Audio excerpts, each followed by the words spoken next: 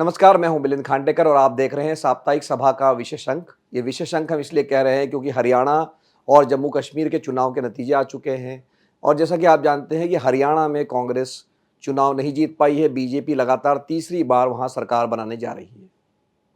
तो हरियाणा के चुनाव नतीजों पर विश्लेषण करने के लिए मेरे साथ जुड़ रहे हैं वरिष्ठ पत्रकार राशिद किदवई, जो कि कांग्रेस पर पिछले 30-35 सालों से रिपोर्टिंग कर रहे हैं। उनको कांग्रेस की अंदर की नस-नस की खबर होती है। राशिद, बहुत-बहुत स्वागत है आपका। जी, शुक्रिया, धन्यवाद। तो आपने एक लेख लिखा ये जब हरियाणा के रिज़ल्ट आए, आपने जो ट्रिब्यून अखबार में लेख लिखा और उस लेख का जो लबो-लुआब मुझे ये लगा कि आप कह रहे हैं कि इस हार के लिए जो सुनील कानूगोलू जो है, जो राहुल गांधी के पोलस्टर है एक तरह से, उनको आप ज़िम्मेदार मानते हैं इसके लिए कि ये गड़बड़ियाँ या हार के लिए वो ज़िम्मेदार हैं।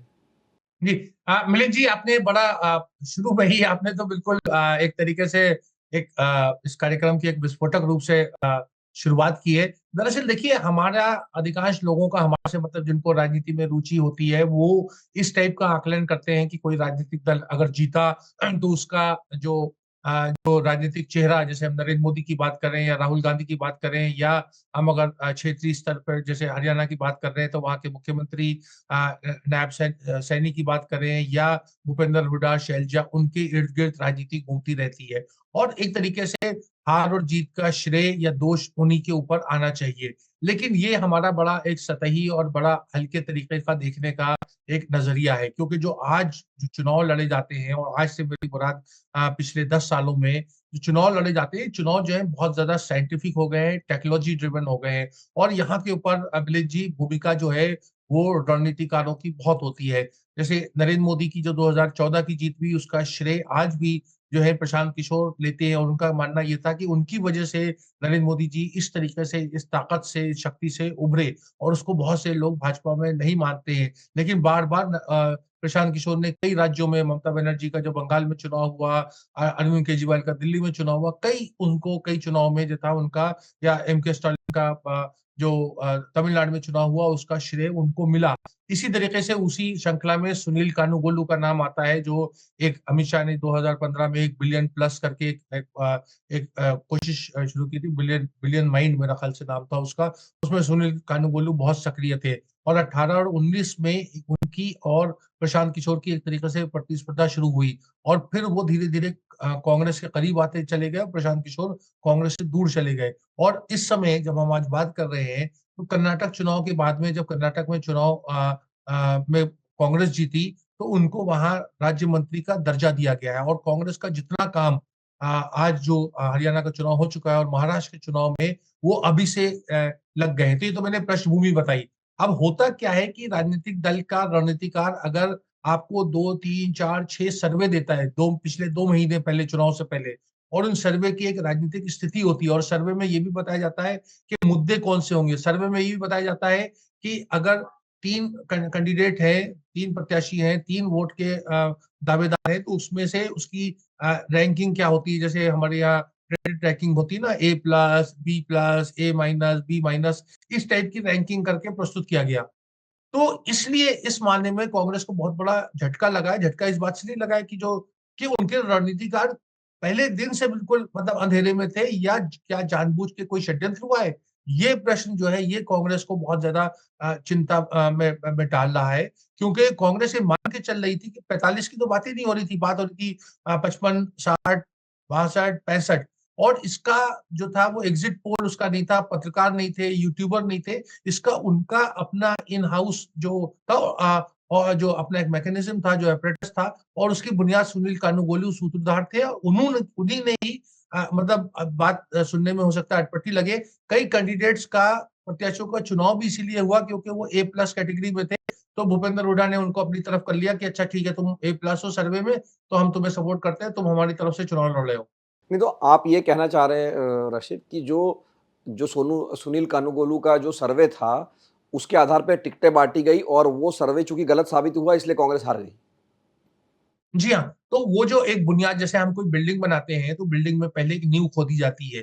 अगर नींव खोदी नहीं गई या नींव खोखली हो, तो वो बिल्डिंग चाहे जितने उसमें अच्छा आपने मार्बल लगाया हो या अच्छा मटेरियल लगाया हो, बेहतरीन सीमेंट लगाई हो, वो बिल्डिंग टिक नहीं सकती। वो थोड़ा-सा जो धक्का आएगा, तूफान आएगा, कुछ होगा तो फौरन वो बिल्डिंग गिर जाएगी। तो कांग्रेस की जो राजनीतिक रूप से जो बिल्डिंग हम अगर हरियाणा की रणनीति को माने, तो उसकी बुनियाद बहुत ही खोखली, आधी-अधूरी और उसमें जैसा मैं कह रहा हूँ कि वो जो थी वो मजबूत नहीं थी क्योंकि देखिए मिलिंद जी कांग्रेस का जो पुराना तरीका था आपने मुझे बड़ा श्रेय दिया कि मैं कांग्रेस पार्टी को जानता समझता हूँ ऐसी बात थोड़ी सी उसमें आपने मेरे पर मेहरबानी की है लेकिन बात दरअसल ये है कि कांग्रेस में पुराने वक्त से ये सिलसिला चलता था कि जो जिला अध्यक्ष होता था या जिला कांग्रेस कमेटी तमाम देश में या किसी राज्य में चुनाव होता था जिले की कमेटी जो है वो 3 नाम पेश करती थी और वो पीसीसी और एआईसीसी और जो कांग्रेस की सेंट्रल इलेक्शन कमेटी सीसी कहलाता है उससे उनका चयन होता था अब आप जानते हैं जैसा आपको पिछले प्रोग्राम में आदेश ने भी शायद इस बात का जिक्र किया था कि वहां के डिस्ट्रिक्ट कांग्रेस कमेटी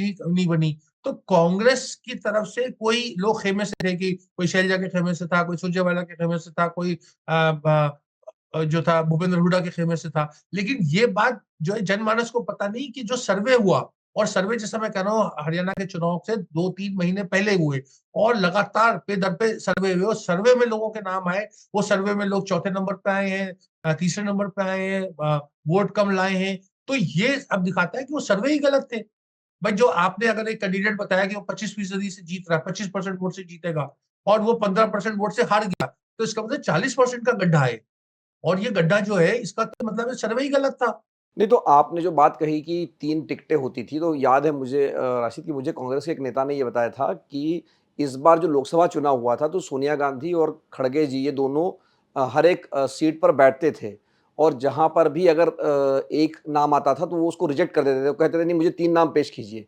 क्योंकि जो आपने कहा ना कि नेता अपनी तरफ से कोई किसी कैंडिडेट को पुश करने के लिए सिर्फ़ 1 ही नाम पेश कर देते थे या 2 ही। तो इस बार ऐसा मुझे बताया गया कि सोनिया गांधी और खड़गे जी ने ये इंसिस्ट किया था जब टिकटें बाँटी जा रही थी कि नहीं कम से कम 3 नाम होने चाहिए थे, उसमें से हम चुनेंगे।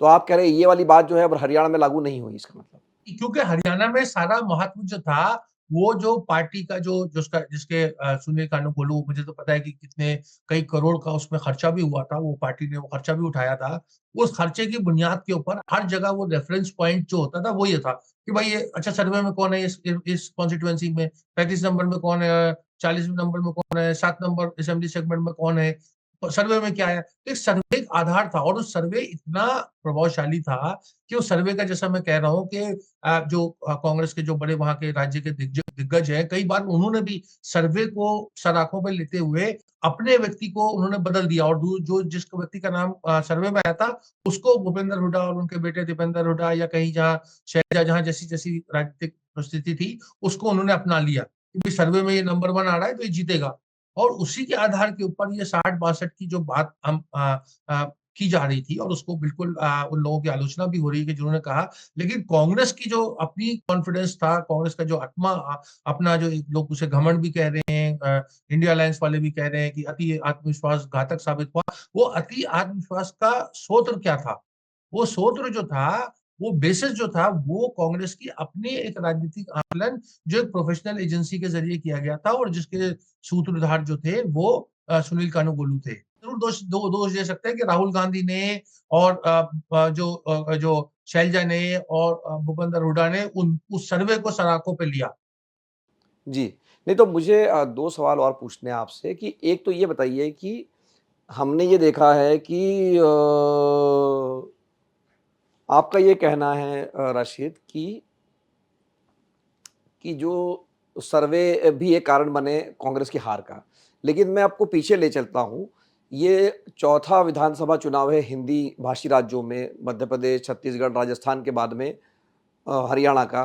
तो इसमें आप राजस्थान तो नहीं कह सकते लेकिन छत्तीसगढ़ में, मध्य प्रदेश में और हरियाणा में अब जो जो जो मज़ाक में कि भई मतलब आप जीतते-जीतते हार गए या जो है आपने मतलब बाजी छोड़ दी एक तरह से, तो ये कांग्रेस के साथ बार-बार क्यों हो रहा है? क्या अभी भी यही कारण है कि बीजेपी और कांग्रेस में जो डायरेक्ट फाइट होती है, तो कांग्रेस बीजेपी का मुकाबला नहीं कर पा रही है? क्योंकि लोकसभा में हमें लगा था कि डायरेक्ट फाइट हो सकती है।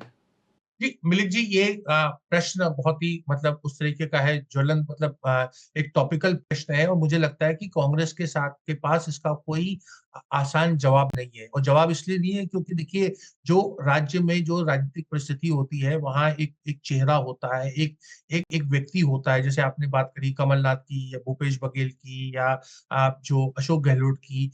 अब कांग्रेस अगर इनको जो है, कांग्रेस से मेरी मुराद कांग्रेस लीडरशिप है, चाहे वो मल्लिकार्जुन खड़गे हों या राहुल गांधी, सोनिया गांधी हो, अगर ये इस ऐसे व्यक्तित्व को या ऐसे जो जिसे हम कहते हैं सेंटर पीस, इनको भी नजरअंदाज कर दें, हाशिए पे रखें, तो उसकी आलोचना होगी कि केंद्र जो है वो इतना शक्तिशाली है। जो भाजपा की कई बार आलोचना होती है कि भाजपा का जो शीर्ष नेतृत्व है, मतलब नरेंद्र मोदी जी और अमित शाह, वो किसी को खातिर में नहीं लाते हैं राज्यों में। उन्होंने मतलब जैसे हमने राजस्थान के चुनाव में देखा, मध्य प्रदेश के चुनाव में देखा कि जो वहाँ के बड़े नेता या दिग्गज या छत्रप थे, उनको किनारे किया और फिर भी भाजपा जीती। अब कांग्रेस में तो उतना राजनीतिक दमखम नहीं है, तो इसलिए कांग्रेस के लिए समस्या यही होती है कि क्या उन छत्रप के ऊपर दांव खेले या ना खेले। अगर खेलती है तो रिजल्ट अगर मन माफिक नहीं आता तो उसकी आलोचना होती है, अगर ना खेले तो लगेगा कि राहुल गांधी जो है या मल्लिकार्जुन खड़गे अपनी दादागिरी से काम कर रहे हैं अपने, उसकी वजह से उनको खमियाजा भुगतना पड़ा। दरअसल बड़ा एक पेचीदा मामला होता है। देखिए, जो केंद्र में जो राजनीतिक दल होता है, उसके पास बहुत सारे इनपुट होते हैं। उसके बावजूद भी भाजपा हारी है, दिल्ली में चुनाव हारी है, बिहार में हारी है, अ, अ, बहुत सारे राज्यों में, हिमाचल में भी चुनाव हारी। लेकिन अमूमन क्या होता है कि बहुत से ज्यादा इनपुट्स मिलते हैं, एजेंसी से इनपुट्स आते हैं, इधर-उधर से इनपुट्स आते हैं। कांग्रेस अंधेरे में है। आज हमें पता नहीं चलता है कि जो जैसा मैंने कहा कि सर्वे में जो नाम आते हैं, क्या वो नाम जेन्युइन है या उनको थोपा गया है। ये तो रिजल्ट आज बता रहा है। जो आप अगर आप हरियाणा की आप विवेचना करें और आप देखें कि कांग्रेस के सर्वे में किसका कितना जीत का चांस दिया गया था और उसके बाद उनका परफॉर्मेंस कैसी रही, तो वो दूध का दूध पानी का पानी हो जाएगा। लेकिन वो बड़ा मुश्किल होता है क्योंकि जब आप विपक्ष में होते हैं तो आपको भरोसा रखना होता है। यहाँ मैं आपको उदाहरण देना चाहता हूँ। एक जो अखबारों में मेरे ख्याल से खबर भी नहीं आई। जैसे कल एक समीक्षा हुई। समीक्षा में मल्लिकार्जुन खड़गे जो कांग्रेस के अध्यक्ष हैं, उनके पास राहुल गांधी मिलने गए।